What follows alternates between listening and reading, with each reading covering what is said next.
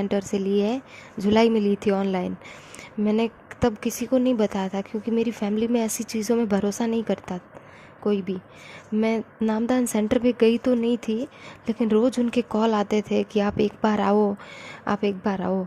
Video call भी करते थे और कि आपको देखना है, ऐसा वैसा, मतलब वो अजीब तरीके से बात करते थे। और कई बार मना करने के बाद भी वो आज तक कॉल करते हैं कि आप एक बार आओ, आपका फॉर्म वगैरह लेके जाओ। मैंने मना कर दिया, मैं कॉल रिसीव नहीं करती हूँ उनके। जहाँ तक संभव हो मैं हर नियम की पालना करती हूँ जो गुरुजी ने बता रखे हैं, बट कभी कभार फैमिली की वजह से मजबूरन आन उपासना करनी पड़ जाती है। मैंने फैमिली में बताया था कि मैं ऐसी आन उपासनाएं नहीं करूँगी, लेकिन वो गुरुजी के बारे में ही उल्टा सीधा बोलने लग गए, गालियाँ देने लग गए उन्हें। तो मैंने छोड़ दिया, मैंने कहा चलो ठीक है, मैं आपकी बात मान लूँगी। बट मैंने वो मन से नहीं बोला था, मेरे मन में ऐसा कुछ नहीं था। मेरे घर में एक फ़ोटो लाई थी मैं गुरुजी की, लेकिन वो फ़ोटो मेरी सासू माँ ने वो फ़ोटो छुपा दी कहीं पे। अब मेरी कंडीशन ऐसी है कि मैं ना तो फ़ोटो रख सकती हूँ घर में, ना ज्योति जला पाती हूँ। ज्योति मैंने जलाई भी नहीं थी बिल्कुल भी नामदान लेने के बाद। मेरे पास कोई चरणामृत भी नहीं है, और ना वो गले वाला कुछ देते हैं ना गुरुजी, वो कुछ भी नहीं है। मुझे प्रथम मंत्र मिला है, उसका जाप करती हूँ, और 3 आरती है ना तीनों टाइम की, वो भी टाइम पे करती हूँ मैं। और गुरुजी के काफ़ी सत्संग सुने हैं मैंने, उनमें ये भी बताया कि मृत्युभोज वगैरह ऐसा नहीं खाना चाहिए हमें। लेकिन मेरे घर में ही मेरे परदादी सास की डेथ हो गई थी, तो जस्ट अभी हुई है, 10-15 दिन हो गए। तो उनके पीछे मृत्युभोज रखा था मेरी फैमिली ने, वो भोजन भी मैंने खा लिया। तो घर में रहती हूँ तो खाना पड़ता है। और मेरे पापा मेरे लिए कुछ पैसे वगैरह लाए थे, वो मृत्युभोज रखा था ना 12 दिन के बाद, उस दिन वो भी मैंने ले लिए। 51,000 रुपये दिए थे मेरे पापा ने, और मेरे हस्बैंड को एक सोने की रिंग भी दी थी, वो भी हमने ले ली। पर मुझे ऐसी चीज़ों के बारे में पता नहीं था। आपके वीडियो वगैरह सुनती थी तो उसमें ये सब था कि पैसे वगैरह नहीं लेना चाहिए, मुझे पता नहीं था पहले, सो मैंने ले लिए। तो अब ना मेरे नियम वगैरह खंड हो गए, ये भी नहीं पता मुझे। मैं भक्ति तो करती हूँ। आप ना शंका समाधान कीजिए भगत सिंह। बंदी छोड़ सतगुरु रामपाल जी महाराज जी की जय हो। सच्चाई बहन जी, बहन हर औरत मीरा नहीं बन सकती है, लेकिन कोशिश करे तो मीरा के जैसे भाव अपने सतगुरु के प्रति रख सकती है। और भाव यदि सतगुरु के प्रति रहेंगे तो फिर सतगुरु अंतर्यामी है, उन्हें सब पता है कि उसके जीवन में क्या क्या परेशानियां हैं, उसके जीवन में कैसी कैसी विपरीत समस्याएं हैं, क्या मजबूरियां हैं। फिर सतगुरु मजबूरियां को अनदेखा कर देता बहन। परमात्मा उन चीजों की तरफ ध्यान नहीं देता है।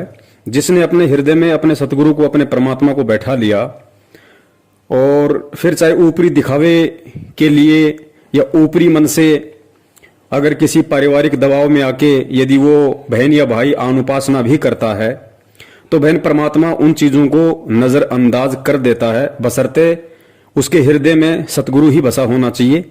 फिर ये चीजें कोई वैल्यू नहीं रखती है। जिस प्रकार गुरुदेव ने कहा कि भाई नाम दीक्षा लेने के बाद आप किसी भी मंदिर में जाओ, चाहे किसी भी मस्जिद में जाओ, लेकिन आपने उन जगहों पे भक्ति भाव से नहीं जाना, ये मन में धारणा करके नहीं जाना कि इस मंदिर में या इस मस्जिद में फला फला देवता से मुझे कोई भक्ति लाभ होगा। ये भाव लेके हमने वहां नहीं जाना है।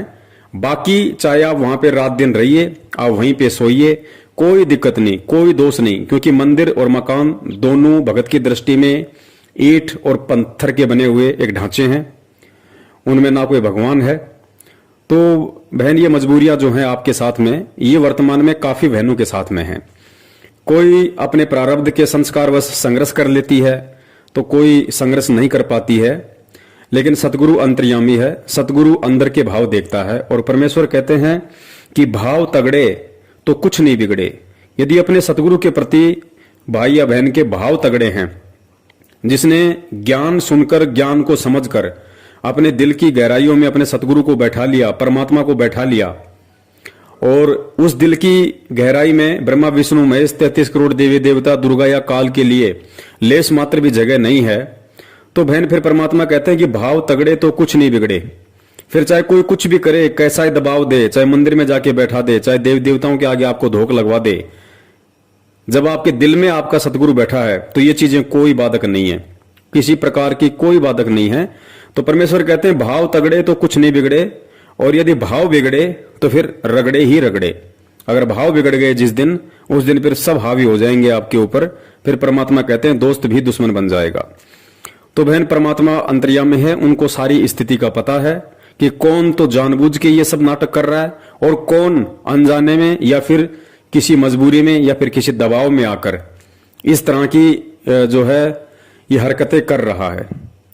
दूसरी बात परमात्मा ने एक और बताई है बहन, कि यहां परमात्मा ने 3 प्रकार की स्थितियां बताई। पहली स्थिति तो ये कि यदि ज्ञान समझ में आ गया तो वो भगत हर स्थिति का सामना करेगा, चाहे उसका घर छूटे, चाहे उसका पति छूटे, चाहे उसकी पत्नी छूटे, चाहे उसको माँ बाप घर से निकालें। जिसको ज्ञान समझ में आ गया वो अड़ जाएगा मंसूर की तरह, मीरा की तरह, और फिर भगवान उसके पीछे ही खड़ा होता है, दूर नहीं होता उससे परमात्मा उसके पीछे ही खड़ा होता है। और दूसरी स्थिति है अनजाने में, धोखे से, अगर हमसे कोई अनुपासना हो गई या हमारे साथ में धोखे से किसी ने ऐसी कोई मर्यादा खंडित करवा दी, तो परमात्मा कहते हैं उसका दोष भगत को नहीं लगता और ना ही उस स्थिति में उसकी मर्यादा खंडित होती है, क्योंकि वो उसने जानबूझ के नहीं किया, वो अनजाने में या धोखे से हुआ है।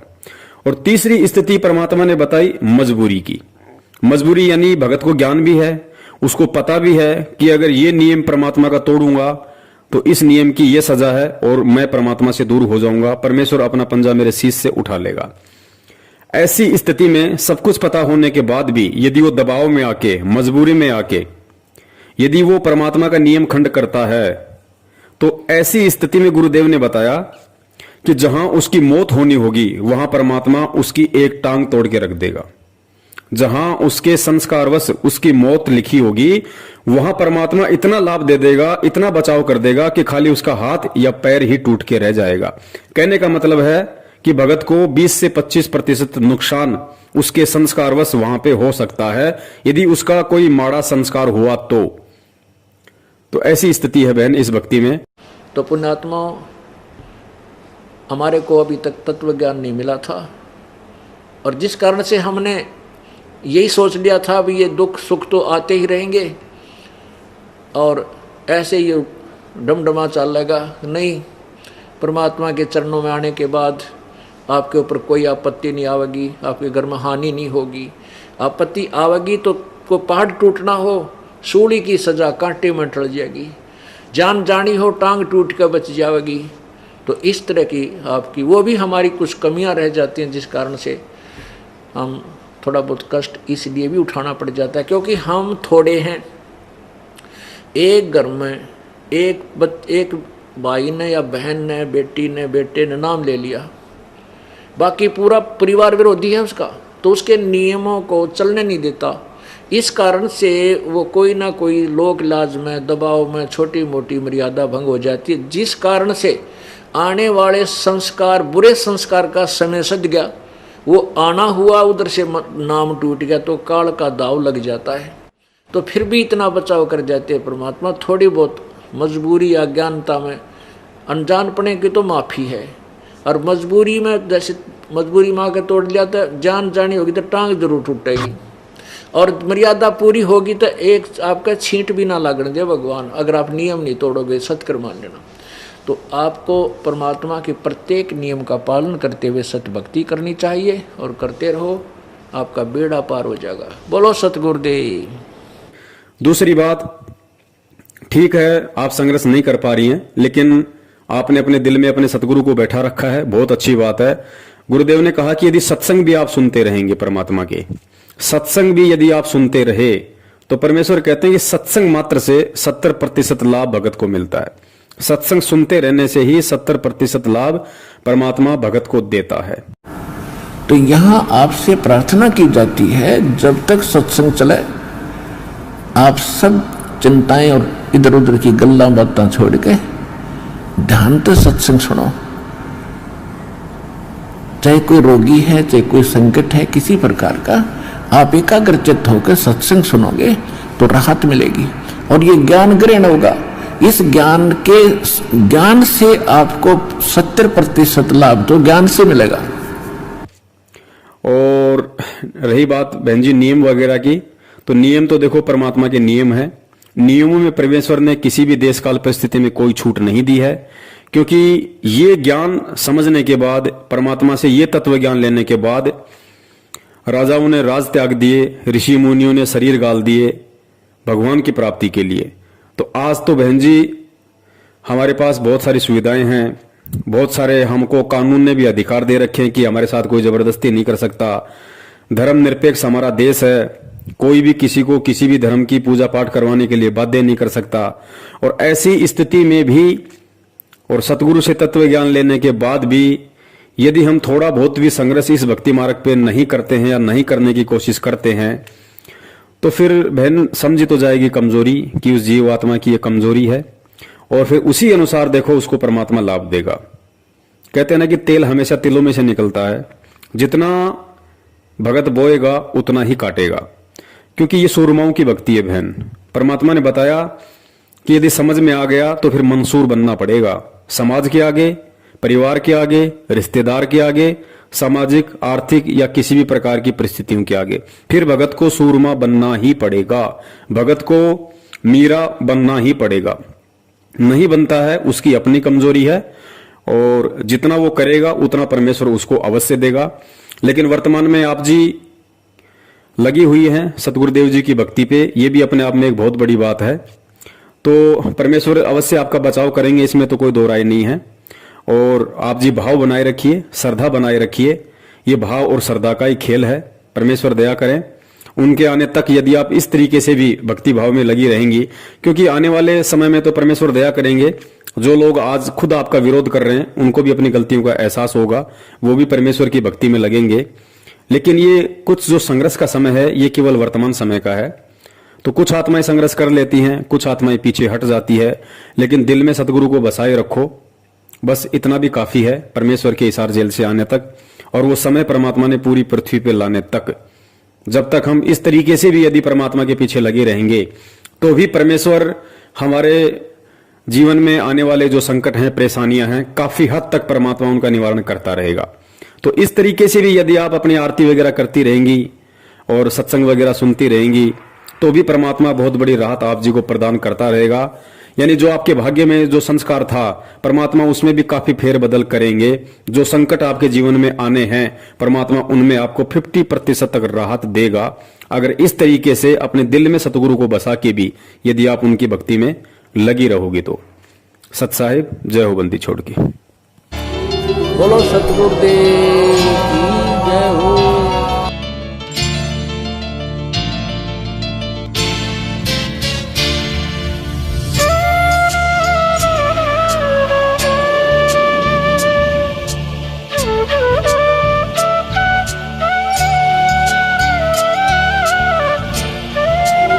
बोलो सतगुरुदेव